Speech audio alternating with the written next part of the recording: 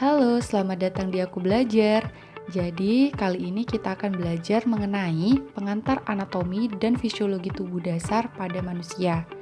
Nah, kita ketahui bahwasanya ANFIS ini merupakan basic science atau ilmu dasar dari ilmu kesehatan. Selain itu, anatomi fisiologi berkaitan dengan proses pengkajian dan penata laksanaan yang akan kita ambil. Semoga pembahasan secara singkat ini dapat bermanfaat ya teman-teman. Di video kita kali ini kita akan belajar mengenai sel, jaringan, membran sel, kelenjar, pembagian tubuh manusia, serta bidang tubuh secara dasar. Nah, kita ketahui bahwasanya tubuh manusia ini merupakan satu kesatuan yang terdiri atas sejumlah sistem yang bekerja saling bergantung satu sama lain. Apabila salah satu sistem terganggu, maka sistem yang lainnya ini juga otomatis akan terganggu, sehingga dapat menurunkan kemampuan tubuh untuk berfungsi secara normal. Sistem tubuh ini bekerja secara terintegrasi untuk memastikan kemampuan kelangsungan hidup dari suatu individu atau manusia. Oleh karena itu, struktur dan fungsi tubuh manusia ini sangatlah kompleks. Berikut merupakan kompleksitas struktur dari sebuah individu, di mana tingkatan terendah adalah atom, kemudian atom yang bergabung ini membentuk sebuah molekul, kumpulan dari molekul akan membentuk sebuah sel. Nah, sel di sini sebagai unit terkecil penyusun kehidupan di dalam tubuh dan bersifat mikroskopik, artinya hanya dapat dilihat dengan menggunakan mikroskop. Kemudian sel ini juga memiliki sifat yang khas serta memiliki fungsi tertentu yang diperlukan dalam tubuh. Dalam organisme yang kompleks seperti tubuh manusia, sel ini memiliki struktur dan fungsi yang serupa dan bersama-sama membentuk sebuah jaringan. Jadi kumpulan sel ini akan membentuk sebuah jaringan. Kemudian kumpulan dari jaringan nantinya akan membentuk sebuah organ, di mana organ ini tersusun dari sejumlah jaringan yang berbeda dan memiliki fungsi yang spesifik. Kemudian dari organ kita akan pindah ke sistem organ. Nah, sistem organ ini terdiri dari sejumlah organ dan jaringan yang bersama-sama berperan mempertahankan kelangsungan hidup di tubuh manusia. Nah, contohnya seperti sistem pencernaan, kemudian sistem respiratorik, sistem kardiovaskular, dan lain sebagainya. Nah, dari sistem organ ini nantinya akan membantu mempertahankan kelangsungan hidup tubuh, di mana tubuh manusia yang terdiri atas beberapa sistem ini bekerja saling bergantung dan menjalankan fungsinya secara spesifik. Kemudian kita masuk ke dalam sel, di mana sel ini merupakan unit fungsional terkecil dari tubuh. Sel terdiri atas membran plasma yang di dalamnya memiliki sejumlah organel sel yang dikelilingi cairan yang disebut dengan sitosol. Nah, membran plasma sendiri ini merupakan struktur selaput tipis yang menyelubungi sebuah sel. Membran plasma terdiri atas dua lapis fosfolipid atau kandungan lemak dengan molekul protein dan gula yang mengelilinginya. Fosfolipid terdiri dari atas kepala, yang memiliki muatan listrik dan bersifat hidrofilik atau suka dengan air, serta ekor yang tidak memiliki muatan listrik dan bersifat hidrofobik atau anti air. Masuk ke organel sel, di mana yang pertama adalah nukleus atau inti sel. Semua sel tubuh memiliki inti sel, kecuali eritrosit matur. Otot rangka dan beberapa sel lain memiliki beberapa inti sel. Inti sel merupakan organel terbesar dan mengandung selubung inti, yaitu membran yang menyerupai membran plasma dengan pori-pori kecil yang dapat dilalui oleh beberapa zat. Nah, inti sel ini mengandung materi genetik yang terdiri atas 46 kromosom yang disusun oleh DNA, di mana ini mengendalikan semua aktivitas metabolisme pada sel. Selanjutnya untuk mitokondria. Mitokondria ini memiliki bentuk seperti sosis di dalam sitoplasma. Nah, mitokondria juga disebut dengan gudang energi karena banyak terlibat dalam respirasi aerob, yaitu proses yang dihasilkan energi kimia di dalam sel. Proses ini menghasilkan ATP atau energi yang melepaskan energi saat sel menghancurkannya. Jenis sel yang paling aktif memiliki jumlah mitokondria paling banyak seperti hati, otot, dan spermatozoa. Selanjutnya yaitu ribosom. Ribosom ini ditemukan di permukaan terluar selubung inti dan retikulum endoplasma kasar. Nah, ribosom ini merupakan granula halus yang terdiri atas RNA dan protein. Ribosom berfungsi untuk menyintesis protein dari asam amino dan menggunakan RNA sebagai cetakan atau template-nya ya teman-teman. Untuk retikulum endoplasma atau selanjutnya kita sebut dengan RE merupakan serangkaian saluran membran yang saling berhubungan di dalam sitoplasma. RE sendiri terdiri dari dua jenis, yaitu ada RE halus dan ada RE kasar. Untuk RE halus berfungsi untuk menyintesis lipid dan hormon steroid, serta berhubungan dengan detoksifikasi beberapa obat.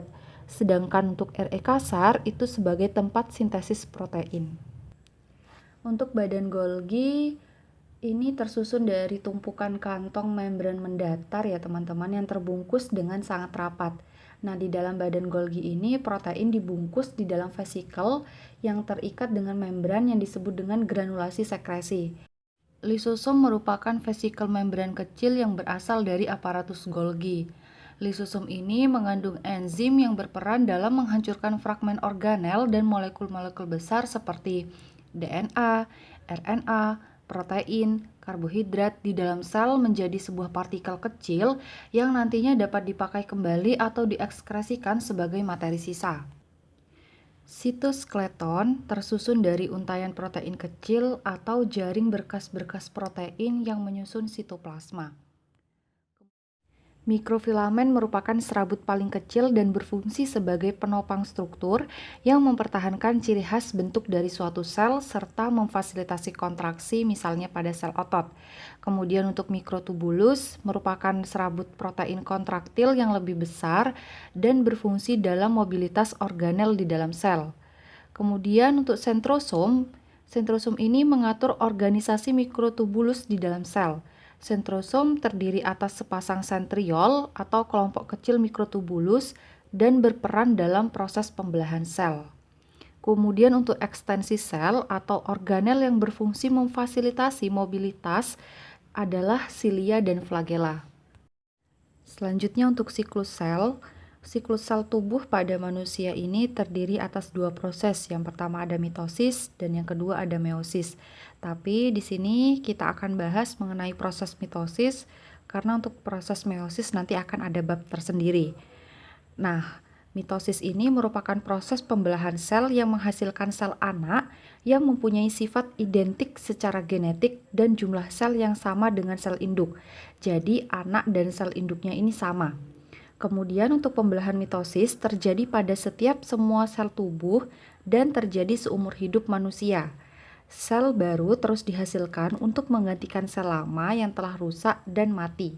Jadi sel tubuh ini akan melakukan regenerasi. Secara garis besar, tahap pembelahan mitosis ini terdiri ada 4 tahap.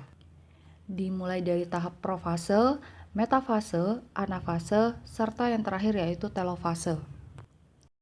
Pada tahap profase, benang-benang kromatin menebal menjadi kromosom yang kemudian berduplikasi menjadi kromatid. Dua sentriol dipisahkan oleh benang gelendong mitotik yang terbentuk di dalam mikrotubulus. Kemudian untuk tahap metafase, kromatid akan berjejer teratur di bidang pembelahan atau kita sebut dengan bidang ekuator dan melekat pada sentromer. Pada tahap inilah kromatid atau kromosom dapat diamati dengan mudah. Kemudian yang ketiga tahap anafase.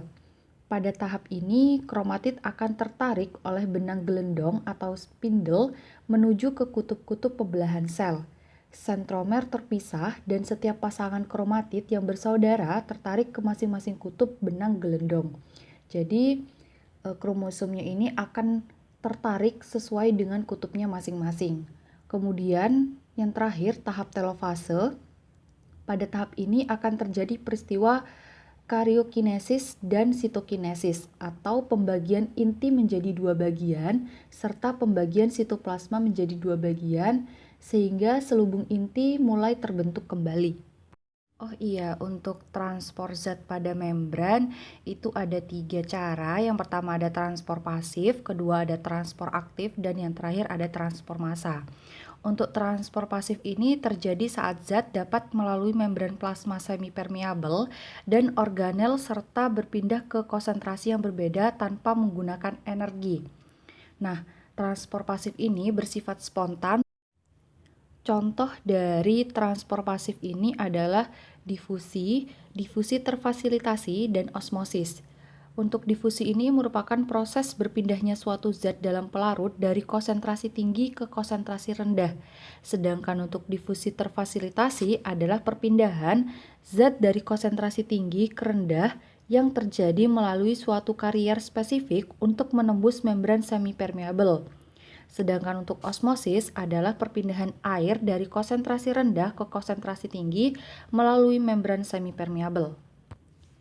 Untuk transport aktif merupakan kebalikan dari transport pasif dan bersifat tidak spontan.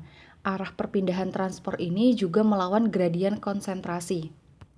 Transport aktif membutuhkan bantuan dari beberapa protein, misalnya seperti protein karier dan ion fosfor, dan transport aktif ini melibatkan energi dalam bentuk ATP. Kemudian yang terakhir yaitu transport massa atau bulk transport. Transport massa ini merupakan perpindahan partikel yang berukuran sangat besar di dalam membran sel terjadi melalui pinositosis atau fagositosis. Nah, sitoplasma yang melakukan gerakan ekstensi menelan partikel dan menyelubungi partikel sehingga membentuk vakuola yang berikatan pada membran. Saat vakuola kecil akan terjadi pinositosis. Pada fagositosis, partikel yang berukuran lebih besar, misalkan materi asin, mikroba, dan lain-lain akan ditelan ke dalam sel. Sekarang kita masuk pada subbab jaringan. Jadi jaringan tubuh ini terdiri atas banyak sel dan diklasifikasikan menurut ukuran, bentuk, serta fungsi dari sel. Nah, jaringan sendiri ini terdiri dari 4 jenis. Yang pertama ada jaringan epitelium, jaringan ikat, jaringan otot, dan yang terakhir adalah jaringan saraf. Untuk jaringan epitelium, tipe jaringan ini melindungi tubuh dan melapisi rongga, organ berongga, serta saluran. Jaringan ini ditemukan juga di dalam kelenjar. Struktur epitelium berkaitan erat dengan fungsinya sebagai proteksi, sekresi, serta absorpsi. Sel dari jaringan epitelium ini sangat rapat dan memiliki jumlah substansi interseluler atau matriks yang sedikit. Jaringan epitelium ini terdiri atas 2 jenis sel. Yang pertama ada epitelium sederhana dan epitelium berlapis. Untuk epitelium sederhana, nah berdasarkan bentuk selnya, epitelium sederhana ini terdiri atas lapisan seperti epitelium squamosa, epitelium kuboid, dan epitelium kolumnar.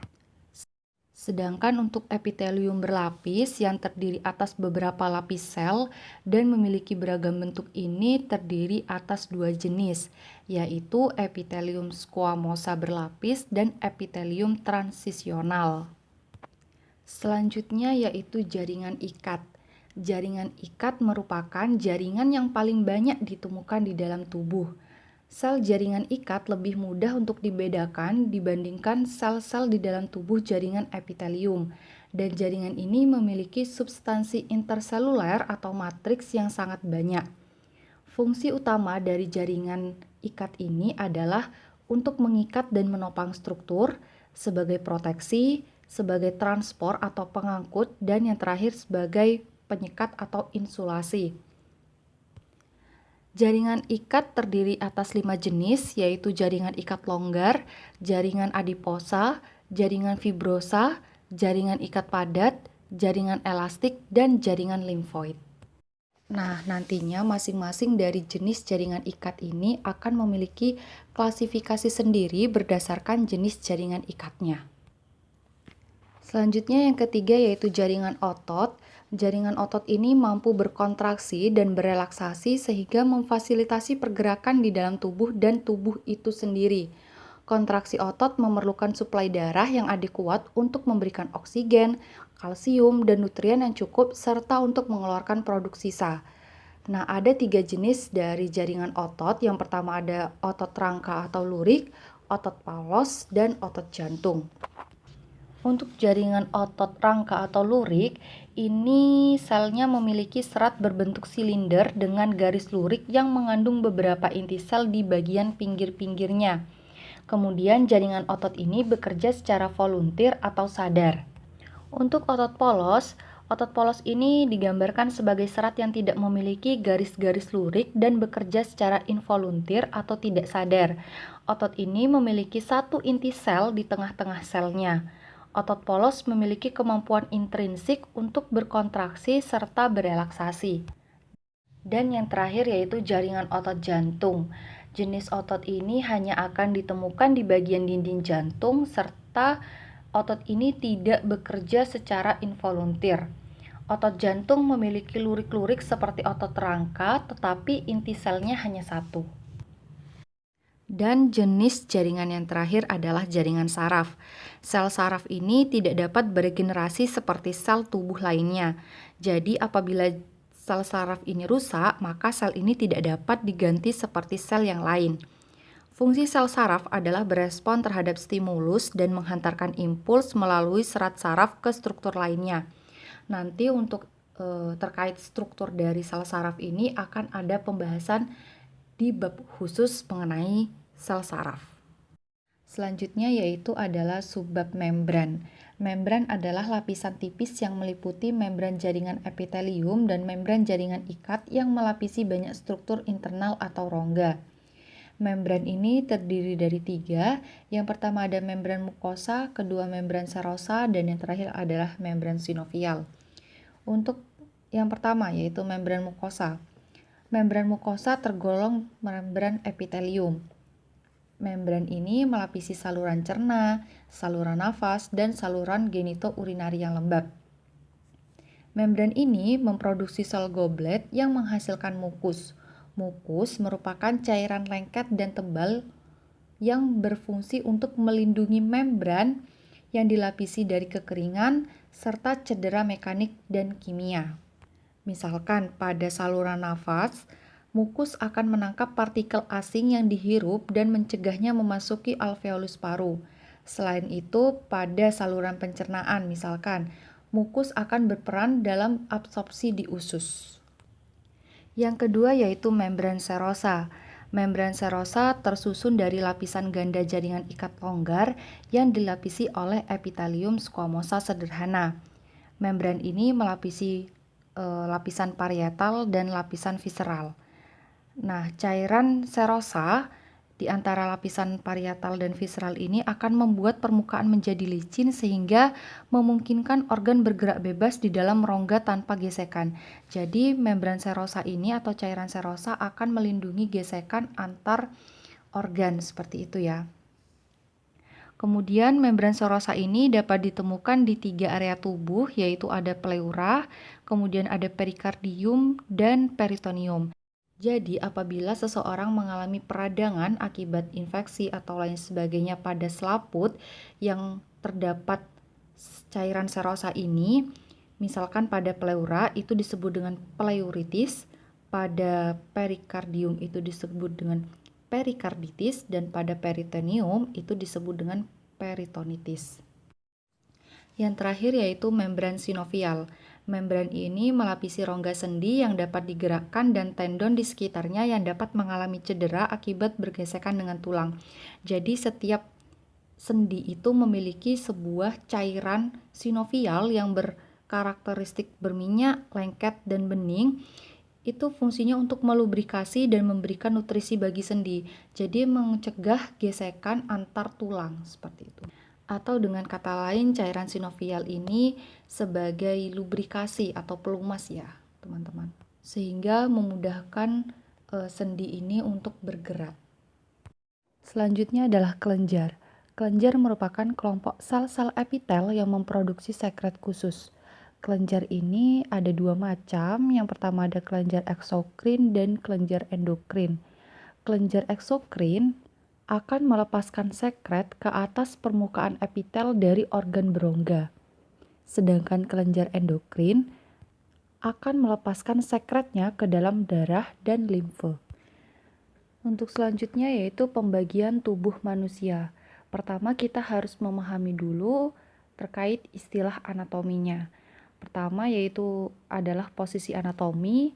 Jadi posisi anatomi tubuh adalah posisi saat tubuh berada dalam posisi tegak lurus dengan kepala menghadap ke depan, lengan di samping tubuh dengan telapak tangan terbuka ke depan, dan kedua kaki merapat menghadap ke depan. Seperti pada tampak gambar di layar. Kemudian ada istilah mengenai bidang median. Bidang median ini adalah bidang yang membelah tubuh secara longitudinal melalui garis tengah tubuh sehingga membagi tepat tubuh menjadi bagian kiri dan kanan yang sama. Untuk istilah selanjutnya yaitu istilah direksional atau arah.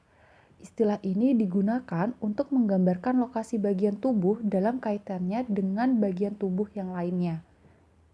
Nah, adapun istilah pasangan direksional dalam anatomi tubuh manusia ini yaitu seperti posisi anterior yaitu di depan, posterior belakang, lateral samping, medial tengah, superior atas, dan bawah inferior. Kemudian untuk bagian proksimal yaitu bagian yang lebih dekat dari garis tengah. Kemudian distal, bagian terjauh dari garis tengah, atau lebih mudahnya proksimal itu semakin dekat ke sumbu tubuh, sedangkan distal itu menjauhi sumbu tubuh. Dan yang terakhir yaitu bidang tubuh. Terdapat 3 bidang tubuh yang terletak pada sudut yang tepat satu sama lain. Nah, bidang tubuh ini digunakan untuk memvisualisasi atau menggambarkan tubuh dari perspektif yang berbeda. Nah, misalkan pada bagian bidang sagital, kita akan melihat tubuh dibagi antara kanan dan kiri. Sedangkan pada bagian frontal, itu memisahkan tubuh secara longitudinal menjadi bagian anterior dan posterior atau depan belakang.